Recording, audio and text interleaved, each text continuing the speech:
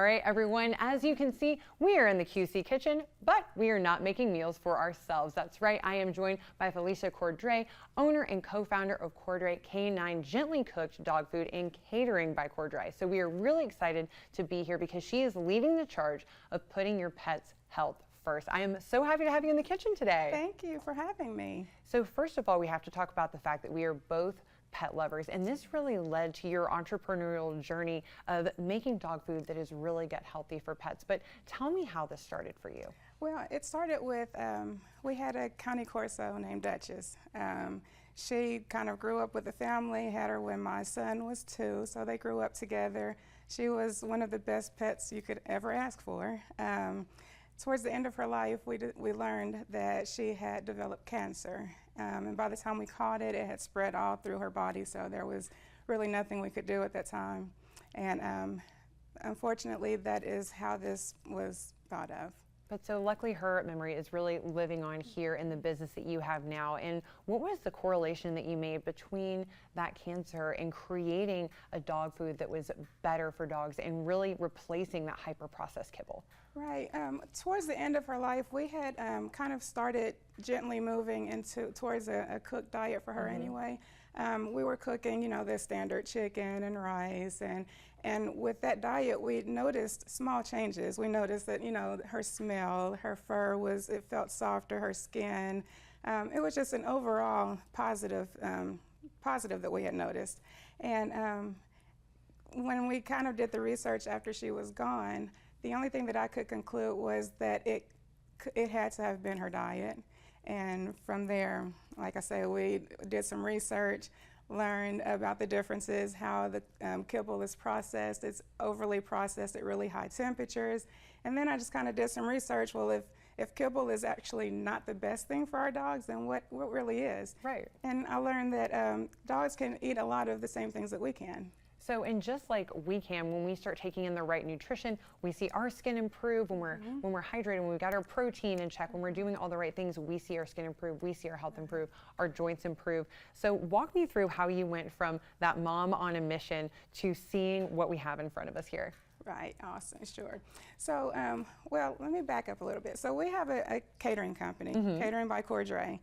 So we had access to the vendors and everything, and so it just kind of made sense. We later got, about a year after Duchess left us, we got 2 multi-foods.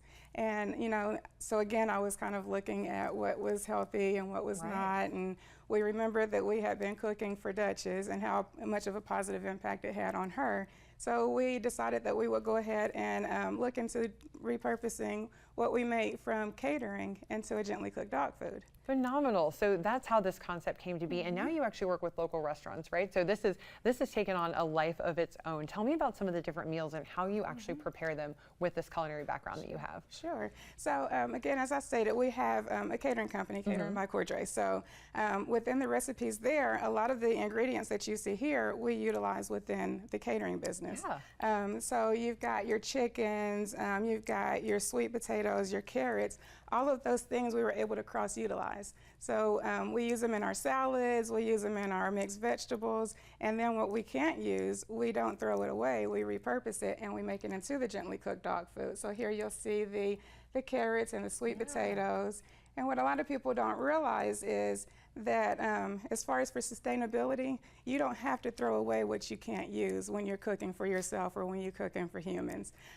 So for example, you have your sweet potatoes, you have your carrots, and when you go to prepare those things, the first thing you do is you take a carrot and you cut the tip off. Sure, and then yeah, and then we peel it, right? Sure, right. And so instead of throwing it out and discarding of it, we can save it and use that to put into the dog food. Oh my gosh, so not only is this something sustainable, but it's also creating longer lifespans for our animals that we love. So I absolutely love the fact that you have that. I want to make sure I put your information up on the screen because I want to make sure that everybody has access to this. So if people, you know, we're not going to be all DIY girlies like you. I know this probably wouldn't be my bag, but I would love to be able to bring something like this home for my dog. So where can people shop with you? Well, we are e-commerce, so you can purchase us online at www.core9.com.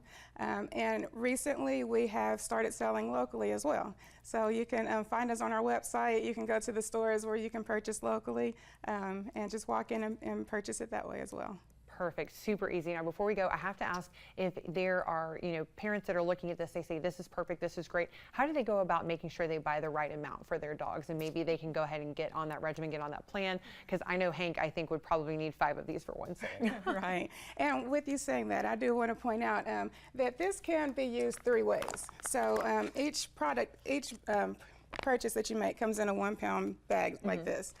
This can be used as a complete diet, it can be used half and half, and it can be used as a topper. Ooh. All 3 ways you're ensured to get the benefit of the nutrients out of each feeding.